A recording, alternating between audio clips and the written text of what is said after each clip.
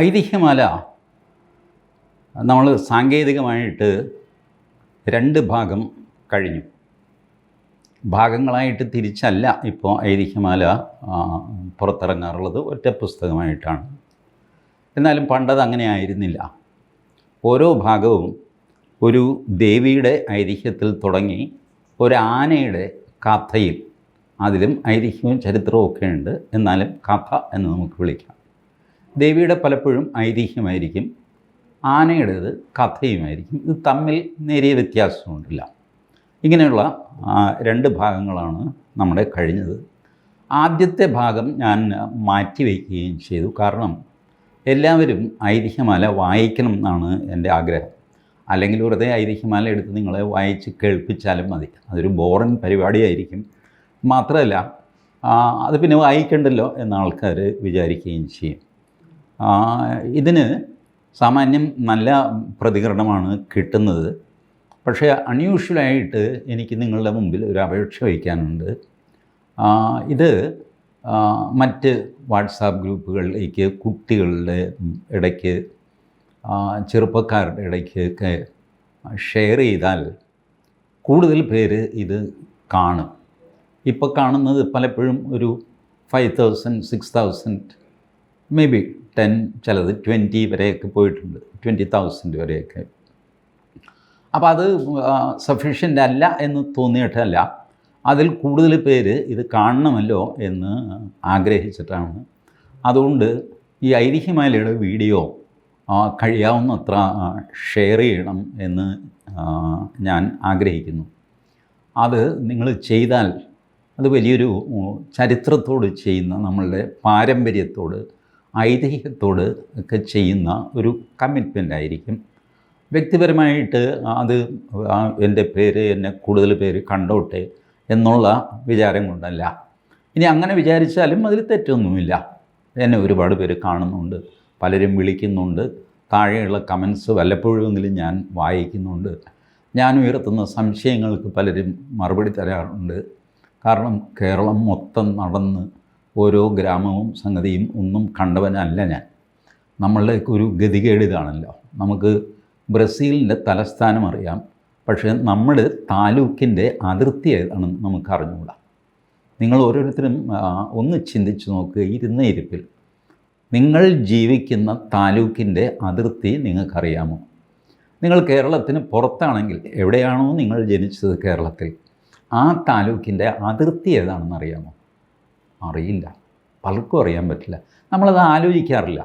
ഇപ്പം general knowledge എന്ന് പറഞ്ഞ് നമ്മളെ പഠിപ്പിക്കുന്നത് മുഴുവൻ തന്നെ ഭാരതത്തിന് പുറത്തുള്ള കാര്യങ്ങളാണ്. ഇപ്പം പുറത്തുള്ളത് അറിഞ്ഞിരിക്കണം, തീർച്ചയായിട്ടും അറിഞ്ഞിരിക്കണം.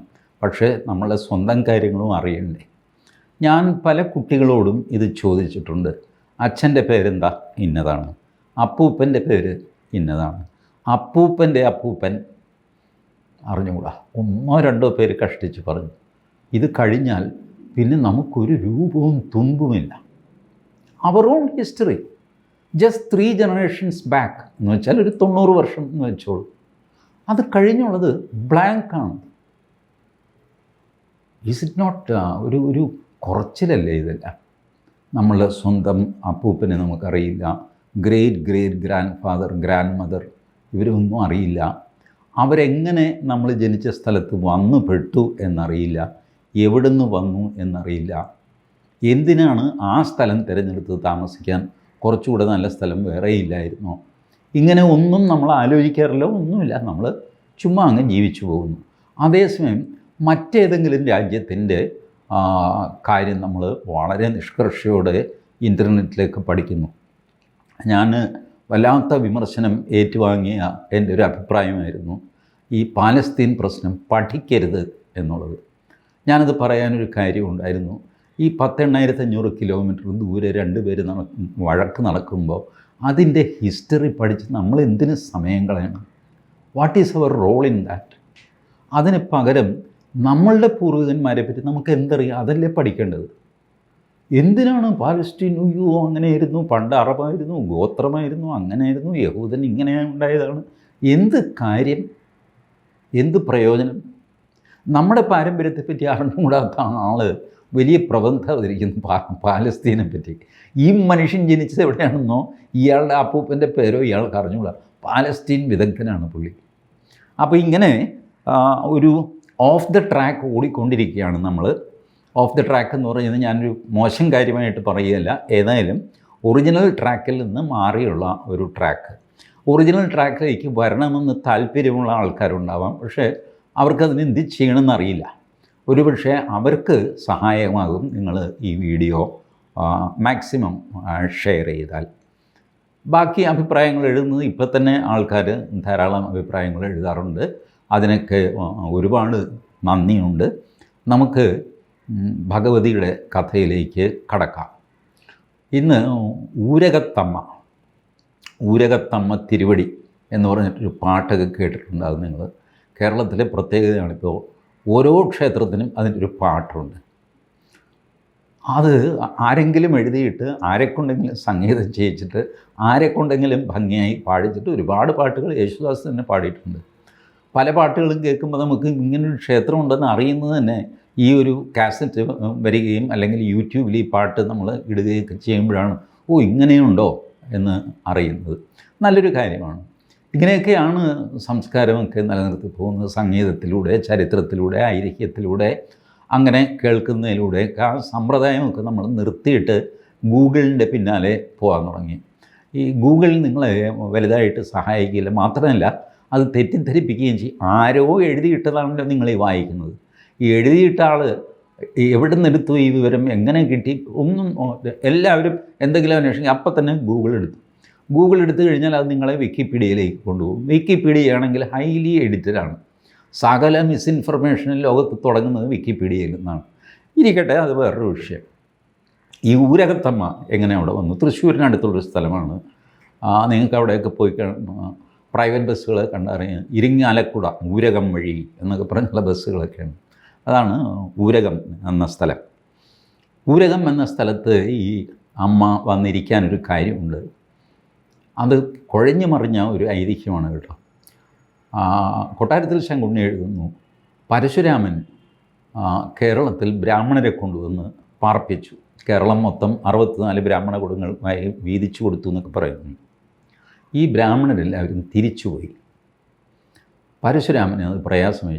ഞാൻ കൊണ്ടുവന്ന് താമസിപ്പിച്ച് തിരിച്ചു പോയോ, പിടിച്ചോണ്ട് വാടാക്കുന്നു. കുറേ ബ്രാഹ്മണരെ വീണ്ടും പിടിച്ച് കേരളത്തിൽ കൊണ്ടുവന്നു. എന്നിട്ട് ഇവർ തിരിച്ചു പോകാതിരിക്കാനായിട്ട് ഇവരുടെ കുടുംബ ശിഖ അത് മുമ്പിലേക്കാക്കി. ബാക്കി ബ്രാഹ്മണരെയൊക്കെ ഉണ്ടല്ലേ, അവർ പുറകിലാണ്. കുടുമ അഥവാ കുടുമി എന്നൊക്കെ പറയുന്ന സാധനം, പ്ലഗ് പുറകിൽ. ഇത് മുമ്പോട്ടാക്കണം, എല്ലാവരുടെയും മുമ്പിലേക്കാക്കി ഇവിടെ കെട്ടിവയ്ക്കാൻ തുടങ്ങി. ഇനി മേലാൽ സ്ഥലം വിട്ട് പോകരുത്, തട്ടിക്കളയും എന്നൊക്കെ പറഞ്ഞ് പേടിപ്പിച്ചു പോകും. എന്നിട്ട് പരശുരാമൻ തൃശ്ശൂരിൽ വെച്ച് അന്തർധാനം ചെയ്തു എന്നാണ് കൊട്ടാരക്കര ശങ്കുണ്ണി എഴുതുന്നത്. ഈ പരശുരാമൻ തൃശ്ശൂരിൽ വെച്ച് അന്തർധാനം ചെയ്തു എന്നുള്ള കാര്യം ഞാൻ കൊട്ടാരത്തിൽ ശങ്കുണ്ണി എഴുതിയിട്ടേ വായിച്ചുള്ളൂ. ഏതായാലും പരശുരാമൻ ഒരു വല്ലാത്ത ക്യാരക്ടറാണ്. പലപ്പോഴും ഇവിടെ എങ്ങനെ പരശുരാമൻ വന്നു, എങ്ങനെ ഫിറ്റാകും എന്നൊക്കെ നമുക്ക് സംശയം തോന്നും. പക്ഷേ പരശുരാമൻ അങ്ങനെയാണ്. ഒന്ന് ചിരഞ്ജീവിയാണ് പരശുരാമൻ. അപ്പോൾ അതുകൊണ്ട് പല സ്ഥലത്തും കൊട്ടാരത്തിൽ ശങ്കുണ്ണിയും നോക്കൂ അന്തർധാനം ചെയ്തു എന്നാണ് പറയുന്നത്. മരിച്ചുപോയി എന്നല്ല, മോക്ഷം കിട്ടിപ്പോയി, സമാധി അടഞ്ഞു, ഒന്നുമല്ല, അന്തർധാനം ചെയ്തു. കാണുന്നില്ല ആളിനെ, ഇത്രയേ ഉള്ളൂ. നിന്ന നിപ്പിൽ പരശുരാമനെ കാണുന്നില്ല. ഏതായാലും ഇവരവിടെ താമസം തുടങ്ങി. കുറച്ച് നാൾ കഴിഞ്ഞപ്പോൾ അവർക്ക് പൂജിക്കാൻ ഒരു മൂർത്തി വേണം. അവർ ആലോചിച്ചു, നമുക്ക് കാഞ്ചി കാമാക്ഷിയെ വിളിച്ചുകൊണ്ട് വരാം. അയ്യോ, ഇതൊക്കെ നടക്കുന്ന കാര്യമാണോ? നടക്കും. ഭക്തിപൂർവ്വം നമ്മൾ പോയി അപേക്ഷിച്ച് കഴിഞ്ഞാൽ നടക്കും. അപ്പോൾ അവിടെ വലിയൊരു ഭട്ടതിരിയുണ്ട്. ആ ഭട്ടതിരി 3 പേരോട് പൊക്കോളാൻ പറഞ്ഞു കാഞ്ചിക്ക്. പോകുന്ന കൂട്ടത്തിൽ ഒരു ഭട്ടതിരി, ഈ മൂത്ത ഭട്ടതിരി അല്ല കേട്ടോ, ഒരു ഭട്ടതിരി, ഒരു നമ്പൂതിരിപ്പാട്, ഒരു മേനോൻ, ഈ 3 പേര് കൂടെ കാഞ്ചിയിൽ പോയി. അവിടെ ഭജനമിരുന്നു, ഭക്തി പാരവശ്യം അങ്ങനെയൊക്കെയായി. അവസാനം കാമാക്ഷി അനുഗ്രഹിച്ച് പ്രത്യക്ഷപ്പെട്ടു. എന്താ വേണ്ടത്? അമ്മ ഞങ്ങളുടെ കൂടെ വരണം, ഇതാണ് ആവശ്യം. അമ്മ വന്നു ഇവർ. അപ്പോൾ അന്നത്തെ കാലത്ത് ഓലക്കുടയൊക്കെ പിടിച്ചാണല്ലോ നടപ്പ്. 3 പേരുടെ കയ്യിൽ ഓലക്കുടയൊക്കെ ഉണ്ട്. ഇവർ തിരിച്ചു വന്നിട്ട് ഈ ഓലക്കുട ഓരോ സ്ഥലത്തായിട്ട് വെച്ചിട്ട് കുളിയൊക്കെ കഴിഞ്ഞ് ഭക്ഷണമൊക്കെ കഴിഞ്ഞ് ഓലക്കുട എടുക്കാൻ നോക്കിയപ്പോൾ കുട എടുക്കാൻ പറ്റുന്നില്ല, അവിടെ ഉറച്ചുപോയി. 3 പേരുടെയും കുട ഉറച്ചിരിക്കുന്നു. ചുടാ എന്ത് ചെയ്യും? അപ്പോൾ പ്രശ്നം വെച്ചു. അതാണ് അന്നത്തെ സൊല്യൂഷൻ. ഫസ്റ്റക്കാരൻ പ്രശ്നം വെച്ചു. ഈ 3 കുടയിലും കാമാക്ഷിയുടെ സാന്നിധ്യം കൊണ്ട് അത് ഇളകില്ല. അല്ല, ഇപ്പോൾ ഈ കുട ഇങ്ങനെ വെച്ച് ഇത് പൂജിക്കാൻ പറ്റുമോ? അതൊന്നും ഞങ്ങൾക്കറിയില്ല. ഈശ്വര സാന്നിധ്യമുണ്ട്, അതുകൊണ്ട് ആ കുട ഇളകുന്നില്ല എന്നാണ് പ്രശ്നത്തിൽ കാണുന്നത്. ഇനിയിപ്പോൾ എന്താണെന്ന് വെച്ചു വന്നിട്ട് ജ്യോത്സ്യൻ ഈ കബഡിയൊക്കെ മടക്കി കഷത്തി വെച്ചിട്ട് അയാൾ സ്ഥലം വിട്ടു. അയാൾക്ക് ഇത് പറഞ്ഞിട്ട് പോയാൽ മതി, ബാക്കിയുള്ളവർക്ക് കാര്യം നടക്കണ്ടേ? കാമാക്ഷിയെ കൊണ്ടുവന്ന് ഇവിടെ പ്രതിഷ്ഠിക്കാൻ വന്നപ്പോഴാണ് ഈ ഓലക്കുട ഇളകാതെ കാമാക്ഷി അവിടെ ഇരിക്കുന്നു. എന്ത് ചെയ്യും? അപ്പോൾ ഇവർ പറഞ്ഞു വിട്ട ഭട്ടതിരിയുണ്ടില്ല. ഈ ഭട്ടതിരിക്ക് രാത്രിയിൽ ആരോ തൻ്റെ അടുത്ത് വന്ന് പറയുന്നതായിട്ട് തോന്നി, ഏയ് നിങ്ങൾ ഇവിടെ നിന്നിറങ്ങി വടക്കോട്ട് നടക്കണം. അങ്ങനെ നടക്കുമ്പോൾ ഇളംകുന്നം എന്നോ മറ്റോ പറഞ്ഞിട്ട് ഒരു കുന്നുണ്ട്. ആ കുന്നിൻ്റെ പേര് ഞാനിപ്പോൾ മറന്നുപോയി കേട്ടോ. ഇളംകുന്ന് എന്നാണ്. അതിൻ്റെ താഴ്വരയിൽ ഒരു വിഗ്രഹം കിടപ്പുണ്ടാകും. ആ വിഗ്രഹം എടുത്തുകൊണ്ട് വന്ന് അതിൽ തന്നെ ആവാഹിച്ച് പ്രതിഷ്ഠിച്ചാൽ മതി. പക്ഷേ പ്രതിഷ്ഠിക്കേണ്ടത് നിങ്ങളുടെ വീട് ഇപ്പോൾ ഇരിക്കുന്നില്ലേ, അതിൻ്റെ പടിഞ്ഞാറ്റ് പക്ഷേ പടിഞ്ഞാറ് വശം അവിടം ശ്രീകോവിലായിട്ട് നിങ്ങൾ പണിയണം. നിങ്ങളുടെ വീട് ഇടിച്ച് കളയണം, അത് ക്ഷേത്രമാക്കി മാറ്റണം. നിങ്ങളിവിടുത്തെ സകല വസ്തുക്കളും ഉപേക്ഷിക്കണം. എന്നിട്ട് വടക്കോട്ട് നടക്കുക. ഒരു ദിവസത്തെ നടപ്പ്. സന്ധ്യയ്ക്ക് നിങ്ങൾ എവിടെ എത്തുന്നോ അവിടെ നിങ്ങൾക്ക് ഇതിൽ കൂടുതൽ വലിയ വീടും ഇരട്ടി വസ്തുവും സംഗതിയൊക്കെ ഉണ്ടാവും. ഭട്ടതിരി കണ്ണ് തുറന്ന് നോക്കിക്കഴിഞ്ഞപ്പോൾ ആരെയും കാണുന്നില്ല. ഇതിപ്പോൾ പറഞ്ഞത് കാമാക്ഷി തന്നെ ആയിരിക്കും എന്ന് വിചാരിച്ച് ഭട്ടതിരി ഈ ഇളംകുന്നിൻ്റെ താഴ്വരയിലേക്ക് പോയി പറഞ്ഞ പോലെ തന്നെ അവിടെ വിഗ്രഹം കിടക്കുന്നു. ഈ വിഗ്രഹം എടുത്തുകൊണ്ട് വന്നു ഇല്ലം അങ്ങോട്ട് പൊളിച്ചു, കംപ്ലീറ്റ് പൊളിച്ച് പണ്ടാക്കി ക്ഷേത്രമാക്കി മാറ്റി ദേവിയെ പ്രതിഷ്ഠിച്ചു, വിഗ്രഹം പ്രതിഷ്ഠിച്ചു. അപ്പോൾ ഈ കുട ഇളകാൻ തുടങ്ങി. കുട എടുക്കാം, പക്ഷേ അതിൽ ദേവീ ചൈതന്യമുണ്ട്. അതുകൊണ്ട് അത് വേറെ 2 സ്ഥലത്ത് കൊണ്ടുപോയി പ്രതിഷ്ഠിച്ചു. ഭട്ടതിരിയുടെ കുടയിൽ നിന്ന് ദേവിയെ ആവാഹിച്ച് ഇവിടെയും പ്രതിഷ്ഠിച്ചു. മറ്റേ 2 കുട, നമ്പൂതിരിപ്പാടിൻ്റെ കുട പിഷാരിക്കൽ എന്ന ക്ഷേത്രം, അതാണ്. മേനോൻ്റെ കുട ചിറ്റൂരെന്നോ മറ്റോ പറഞ്ഞിട്ട് അവിടെയാണെന്ന് തോന്നുന്നു. അതും ഒന്ന് വെരിഫൈ ചെയ്യണം. വായിക്കുന്നവർ ഒരു ഐതിഹ്യമാലയുടെ കോപ്പി വാങ്ങുക, അത് നോക്കുക. അപ്പോൾ അങ്ങനെ ഈ മേനോൻ പ്രതിഷ്ഠിച്ചപ്പോൾ അത് ഭദ്രകാളിയുടെ ഈ മന്ത്രം ചൊല്ലിയപ്പോൾ തെറ്റിയിട്ട് കാർത്യായനിക്ക് പകരം ഭദ്രകാളിയായിട്ട് മാറി. പിന്നെ അതങ്ങനെ തന്നെ ഇരിക്കട്ടെ എന്ന് വിചാരിച്ച് അത് അനക്കിയിട്ടില്ല. അത് ചിറ്റൂരോ പല്ലിശ്ശേരിയാണെന്ന് തോന്നുന്നു. എന്ത് വാങ്ങിക്കോട്ടെ, അതൊരു ഉപകഥയാണ്. അപ്പോൾ ഇവിടെ ഈ പ്രതിഷ്ഠയൊക്കെ കഴിഞ്ഞിട്ട് നമ്പൂതിരിക്ക് പിന്നെ ഒന്നുമില്ലല്ലോ, സ്വത്ത് മുഴുവൻ ക്ഷേത്രത്തിന് പോയി. ഇല്ലവും ക്ഷേത്രമായിട്ട് മാറിയപ്പോൾ പൊളിച്ച് കളഞ്ഞു. നമ്പൂതിരി പറഞ്ഞ പോലെ നേരെ വടക്കോട്ട് നടന്നു വൈകുന്നേരമായി കഴിഞ്ഞപ്പോൾ ഒരു നമ്പൂതിരി തറവാട്, അവിടെ കയറി ചെന്നു. ഇന്നമാതിരിയാണ് ഞാൻ കുറേ തെക്കുന്ന് വരിക, സന്ധ്യയായി, ഇനിയിപ്പോൾ ഒന്ന് ഭക്ഷണം കഴിക്കാനും കിടക്കാനുമുള്ള സൗകര്യം വേണം. അവർ പറഞ്ഞു അതിനെന്താണെന്നൊക്കെ പറഞ്ഞിട്ട് കാര്യങ്ങളൊക്കെ കഴിഞ്ഞപ്പോൾ ഇരിക്കട്ടെ, എന്ത് പറ്റി, എന്താ ഈ നടപ്പ്? അപ്പോൾ ഭട്ടതിരി ഈ കാര്യങ്ങളൊക്കെ പറഞ്ഞു. അപ്പോൾ അവിടെ തീരെ വൃദ്ധനായ ഒരു കാർന്നൂർ, അങ്ങേരുടെ ഭാര്യയുമേ ഉള്ളൂ. കാർന്നൂർ പറഞ്ഞു, ഞാനേ എൻ്റെ സ്വത്തിന്, നിങ്ങൾ ഈ പറഞ്ഞ സ്വത്തിൻ്റെ ഇരട്ടി സ്വത്ത് എനിക്കുണ്ട്, ഇതിനൊരു അവകാശിയില്ല, ഞങ്ങൾക്ക് മക്കളില്ല, 2 പേർക്കും പ്രായമായി, ഇതാരെ ഏൽപ്പിക്കും, എന്ത് ചെയ്യുമെന്നൊരു പിടിയുമില്ലാതെ നിങ്ങൾ അലഞ്ഞു തിരിഞ്ഞു വരുന്നു. ഒരു കാര്യം ചെയ്യും, ദൈവീകാരുണ്യമുള്ള മനുഷ്യനല്ല, നിങ്ങൾ ഈ സ്വത്തൊക്കെ എടുത്തിട്ട് നിങ്ങൾ ഇവിടെ തന്നെ താമസിച്ചോ, ഞാൻ ദത്തെടുത്തു എന്ന് പറഞ്ഞ് ഞാൻ ഏതായാലും വൃദ്ധനായി, അധികം താമസിക്കില്ല, മുകളിലേക്ക് പോകും. അപ്പോഴാണ് ഭട്ടതിരിക്ക് ഓർമ്മ വരുന്നത്, ഇതാണ് അമ്മ പറഞ്ഞ സ്ഥലം. കാരണം ഇരട്ടി വസ്തുവുണ്ട്, താമസിക്കാൻ വീടുണ്ട്, എല്ലാം ഉണ്ട്. വൈകുന്നേരം എവിടെ എത്തുന്നോ അവിടെ ഉണ്ടെന്നാണ് അമ്മ പറഞ്ഞത്. വൈകുന്നേരം എത്തി അവിടെ ഉണ്ട്. അപ്പോൾ അങ്ങനെ ഭട്ടതിരി അവിടെയായി. ഇവിടെ ഈ പ്രതിഷ്ഠിച്ചത് ഊരകത്തമ്മ എന്ന് അറിയപ്പെടുകയും ചെയ്തു. എൻ്റെ ദൈവമേ, കൊട്ടാരത്തിൽ ശങ്കുണ്ണി ഊരകത്തമ്മയെ പറ്റി ദീർഘമായിട്ട് എഴുതുന്നുണ്ട്. ഞാൻ അത്രയൊക്കെ പറഞ്ഞു കഴിഞ്ഞാൽ ഈ വീഡിയോയ്ക്ക് ഒരു അന്ത്യം ഉണ്ടാവില്ല. ഒരു 1.5-2 മണിക്കൂർ എടുക്കും. 2 കാര്യങ്ങൾ മാത്രം ഞാൻ പറയാം. ഊരകത്തമ്മ അവിടെയുള്ളപ്പോൾ ഈ കൊടുങ്ങല്ലൂരമ്മയ്ക്കൊരു സ്വഭാവമുണ്ട്. ലോകത്തെല്ലാവർക്കും സുഖമാണോ എന്ന് അന്വേഷിക്കാനായിട്ട് ചുമ്മാ ഒന്ന് ഇറങ്ങും. നമ്മളാരും ഇത് അറിയുന്നില്ലെന്നേ ഉള്ളൂ. പള്ളിവാളിൻ്റെ തിളക്കമോ കാൽച്ചിലമ്പിൻ്റെ കിലുക്കമോ നമ്മൾ കേൾക്കാറില്ല. കാരണം നമ്മൾ ട്രാൻസ്പോർട്ട് ബസ് മുതൽ വന്ദേ ഭാരത് വരെ ഇട്ട് ഓടിക്കുകയാണ്. പിന്നെ ആരിത് കേൾക്കാൻ? എന്ത് വാങ്ങിക്കോട്ടെ, കൊടുങ്ങല്ലൂരമ്മ എല്ലാവരുടെയും ക്ഷേമം അന്വേഷിക്കാനായിട്ട് ലോകം മുഴുവൻ ചുറ്റി സഞ്ചരിക്കുന്ന സ്വഭാവക്കാരിയാണ്. അങ്ങനെ ഊരകത്ത് വന്ന് അവിടെ കാർത്തികേയനെ കണ്ടപ്പോൾ, നീ എന്താ ഇവിടെ? അല്ല, ഞാനിവിടെയാണ് കുറച്ച് നാളായിട്ട്. അങ്ങനെ രണ്ടുപേരും തമ്മിൽ വലിയ ലോഹ്യത്തിലായി. ഊരകത്തമ്മ കൊടുങ്ങല്ലൂർ ഭഗവതിയെ വിടില്ല എന്നുള്ള സ്ഥിതിയായി. ഇവിടെ തന്നെ ഇരുന്നാൽ മതി. അവസാനം കൊടുങ്ങല്ലൂർ ഭഗവതി പറഞ്ഞു, ഈ കിഴക്കേ ഗോപുരത്തിൻ്റെ മുകളിൽ ഞാൻ ഇരുന്നോളാം. അങ്ങനെ ഊരകത്തമ്മയുടെ കിഴക്കേ ഗോപുരത്തിൻ്റെ മുകളിൽ കൊടുങ്ങല്ലൂർ ഭഗവതി ഇരിപ്പുണ്ട്. അവിടെ തൊഴുന്നവരൊക്കെ ഇങ്ങനെ ഗോപുരത്തിൻ്റെ മുകളിലേക്ക് നോക്കിയും തൊഴുതിട്ടാണ് പോകാറുള്ളത്. ഇതിൽ വന്നുപെട്ട ഒരു ദുരിതം എന്താണെന്ന് വെച്ച് കഴിഞ്ഞാൽ, ഊരകത്തമ്മയെ പുറത്തേക്ക് എഴുന്നള്ളിക്കുമ്പോൾ കിഴക്കേ ഗോപുരത്തിൽ കൂടെ കൊണ്ടുപോകാൻ പറ്റുന്നില്ല. കാരണം 36 അവിടെ ഇരിക്കുകയല്ലേ മുകളിൽ. അതിൻ്റെ അടിയിലൂടെ പോകുക എന്ന് പറയുന്നത് ഒരു മോശമല്ലേ.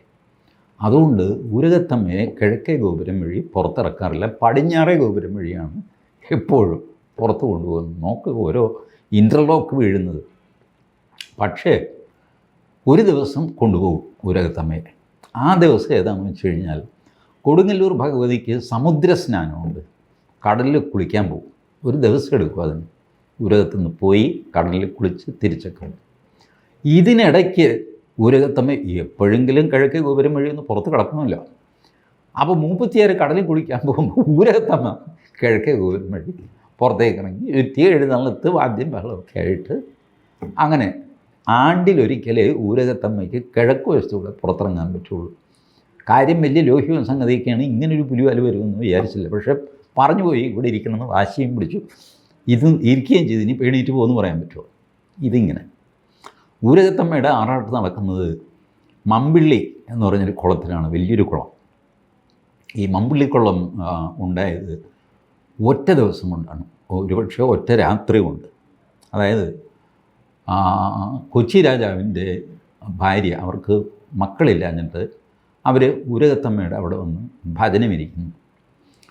ഭജനമിരുന്ന് ഒരു ദിവസം അവിടെയുള്ള ചെറിയ അമ്പലക്കുളം, അതിൽ കുളിക്കാൻ നേരത്ത് ഒരു കൊച്ചു പയ്യൻ ചെളിവെള്ളം തെറിപ്പിച്ചു.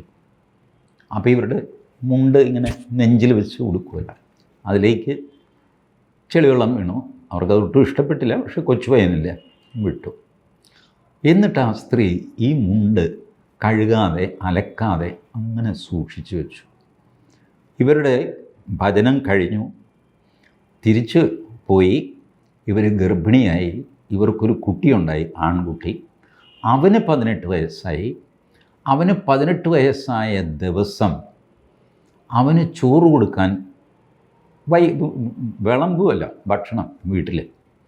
ഈ ഭക്ഷണം വിളമ്പാൻ നേരത്ത് ഈ അമ്മ പഴയ ചെളി പുരണ്ട മുണ്ടെടുത്ത് ഉടുത്താണ് വന്നത്. ഇവനിത് കണ്ടപ്പോൾ ചോദിച്ചു, അമ്മ ഇതെന്ത് ഇത് ഒരുമാതിരി ചെളി പിടിച്ച് മുണ്ട്, എന്ത് പറ്റി? അപ്പം അമ്മ ഈ കഥ പറഞ്ഞു. ഇങ്ങനെയാണ്, ഒരു ചെറുക്കൻ ചെളി തെറിപ്പിച്ചു. അപ്പോൾ തെറിപ്പിച്ച് ചെറുക്കന് നിങ്ങൾ ആലോചിച്ച് നോക്ക്, എത്ര വയസ്സുണ്ടാകും? 5-6 വയസ്സുണ്ടാകും. കുട്ടിയല്ലേ, ഒരു കൗതുകത്തിന് ചെളി തെറിപ്പിച്ചു. ഇവന് 18 വയസ്സായ സ്ഥിതിക്ക് അവന് 18ഉം 6ഉം 24 വെച്ചു. ആ ചെറുക്കൻ, അവനും ചെറുപ്പക്കാരനായി. 18 വയസ്സുള്ള ഇവനും വില്ലാളി വീരനാണ്. അവൻ അപ്പം തന്നെ ദിവാനെ വിളിച്ചിട്ട് പറഞ്ഞു, നാളെ രാവിലെ ഞാൻ കുളിക്കുന്നത്, അപ്പോൾ ഈ ചെളി തെറിപ്പിച്ചവൻ ഒരു മമ്പിള്ളി എന്ന് പറഞ്ഞ ഇല്ലത്തെ ഒരു നമ്പൂതിരി കുട്ടിയാണ്. ഇങ്ങേര് ഉത്തരവിട്ടു, ഞാൻ നാളെ രാവിലെ കുളിക്കുന്നത് മമ്പിള്ളി മന നിൽക്കുന്ന സ്ഥലത്തായിരിക്കും, അതിനുള്ള ഏർപ്പാട് ചെയ്യുന്നത്. എന്ത് ചെയ്യാനാ? ദിവാൻ ഈ മമ്പിള്ളി ഇല്ല മുഴുവൻ പൊളിച്ച് കുളം കുഴിച്ച്, അങ്ങനെയാണ് വലിയ മമ്പിള്ളിക്കുളം. അവിടെയാണ് ഉരകത്തമ്മയുടെ ആറാട്ട്. വാസ്തവത്തിൽ അത് വായിച്ചപ്പോൾ ഞാൻ ഞെട്ടിപ്പോയി. ഇങ്ങനൊരു ക്രൂരപ്രവൃത്തി ചെയ്യാമോ? പണ്ടെന്നോ ഒരിക്കൽ കുട്ടിയായിരുന്നപ്പോൾ ചെളി തെറിപ്പിച്ചു എന്ന് പറഞ്ഞിട്ട് അവൻ്റെ ഇല്ലം കുളം കോരുക. നമ്മൾ പറയുമല്ലോ, നിൻ്റെ തറവാട് ഞാൻ കുളം കോരുവാണ്. അങ്ങനെ പറഞ്ഞ് തറവാട് കുളം കോരി ആ കുളത്തിൽ ഉരകത്തമ്മ കുളിക്കുന്നു. അത് ഐതിഹ്യത്തിൽ ഇങ്ങനെ എഴുതിയിരിക്കുന്നു. വാസ്തവത്തിൽ ഇങ്ങനെ ചെയ്യുമെന്ന് എനിക്കറിയില്ല. ആറന്മുള അയ്യപ്പനോ മറ്റോ ആയിരുന്നെങ്കിൽ അപ്പോഴത്തേക്ക് അമ്പ് വന്ന് നെഞ്ചത്ത് തറച്ചേനെ ഈ പറഞ്ഞ ഇല്ലം പൊളിച്ച് കളയാൻ നേരത്ത് ഒരു കുട്ടി ചെയ്ത. കുട്ടികളിൽ വലിയ ആൾ ആറന്മുള അയ്യപ്പനാണ്, ഞാൻ പറഞ്ഞിട്ടില്ലേ. അവരാരെങ്കിലും ആയിരുന്നെങ്കിൽ ഇത് നടക്കുമായിരുന്നില്ല. ഉരകത്തമ്മ എന്തിനിത് അനുവദിച്ചു എന്ന് എനിക്ക് മനസ്സിലാകുന്നുമില്ല. അങ്ങനെ ഒരു സംഭവം പക്ഷേ കൊട്ടാരത്ത് ശങ്കുണ്ണി രേഖപ്പെടുത്തുന്നു. ഇത് കൂടാതെ ധാരാളം കഥകൾ. ആറാട്ടുപുഴ പൂരത്തിൻ്റെ ഉത്ഭവം, അതിൽ ഉരകത്തമ്മയ്ക്കുള്ള പങ്ക്, ചിറക്കൽ ഭഗവതിയുമായിട്ടുള്ള ഈഗോ ക്ലാഷ്, തൃപ്രയാറപ്പൻ്റെ വരവ്, ഒന്നും പറയേണ്ട സുദീർഘമായ ഒരു വിവരണമാണ് ഉരകത്തമ്മയെ പറ്റി കൊട്ടാരത്തിൽ ശങ്കുണ്ണി പറഞ്ഞിരിക്കുന്നത്. അതിൽ പ്രധാനപ്പെട്ട ചില സംഭവങ്ങൾ ഞാൻ നിങ്ങളോട് പറഞ്ഞതേ ഉള്ളൂ. ഇതിലും ഐതിഹ്യത്തിൽ ചോദ്യം പാടില്ലെങ്കിലും ഞാൻ എന്നോട് തന്നെ ചോദിച്ചു, ഈ കാഞ്ചി കാമാക്ഷി അവിടെ നിന്ന് എണീറ്റ് ഇങ്ങോട്ട് വന്നെങ്കിൽ ഇപ്പോൾ കാഞ്ചിയിലിരിക്കുന്നത് ആരാ? പണ്ടിതുപോലെ എണീറ്റ് വന്നൊരു കഥയാണ് ഞാൻ പറഞ്ഞില്ല. ആദ്യം കുമാരനല്ലൂർ ദേവി, അതായിരുന്നു ഐതിഹ്യമാലയുടെ ആദ്യം. അത് മധുര മീനാക്ഷി ഇറങ്ങി വന്ന് കുമാരനല്ലൂർ ഇരിക്കുന്നു. അപ്പോൾ മധുരയിലിരിക്കുന്ന മീനാക്ഷി ആരാ? ഡ്യൂപ്ലിക്കേറ്റോ? കാഞ്ചിയിൽ നിന്ന് കാമാക്ഷി വന്നിട്ട് ഊരകത്തിരിക്കുന്നു. അപ്പോൾ കാഞ്ചിയിലിരിക്കുന്നത് ആരാണെന്നേ? ഐതിഹ്യത്തിൽ ചോദ്യം പാടില്ല. ഇങ്ങനെ അത്ഭുതകരമായി ഇപ്പം തന്നെ നോക്ക്, ഒരു കാമാക്ഷിയെ പിടിച്ചുകൊണ്ടാണ് ഇവർ വന്നത്. ആ കാമാക്ഷി മൂന്നായി, 3 പേരാണല്ലോ പോയത്, 3 ഓലക്കുടയിലായിട്ടാണ് വന്നത്. അത് 3 സ്ഥലത്ത് പ്രദർശിച്ചു. ഒന്ന് ഊരകം, വേറൊന്ന് പിഷാരിക്കൽ, 3ാമതാണ് പല്ലിശ്ശേരി. അപ്പോൾ ഈ ഒരു കാമാക്ഷി വന്നു, അതിവിടെ 3 കാമാക്ഷിയായി. അതിലൊരാൾ ഭദ്രകാളിയായി, ഒറിജിനൽ കാമാക്ഷി അവിടെ ഇരിക്കുകയും ചെയ്യുന്നു. എന്തൊരു അത്ഭുതമാണ്, എന്തൊരു സൗന്ദര്യമാണ് ഹിന്ദു സമുദായത്തിൻ്റെ ഭാവനകൾക്ക്. ഒന്ന് 3ആക്കുകയും 3 കൂടെ ഒന്നാണെന്ന് ബോധ്യപ്പെടുത്തുകയും ഒക്കെ ചെയ്യുന്ന സാമർഥ്യം, ഇത് ഹിന്ദു സമാജത്തിന് മാത്രമുള്ളതാണ്. Thank you.